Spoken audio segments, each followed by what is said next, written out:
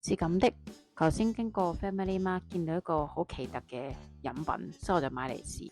Nomu Coconut Onion Kiwi，見個名都覺得好服，睇個樣都覺得好服。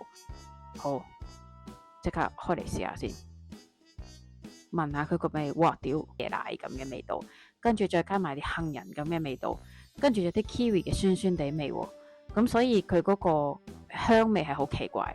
等我飲啖試下先。嗰啖嘢都幾大啖，你睇個底仲有啲 kiwi 嘅核，咁呢飲落去呢，其實呢就唔係話特別差嘅。咁佢入邊其實有啲似椰奶嘅味道，咁佢加埋杏仁豆腐咁味道，其實係好 match 嘅。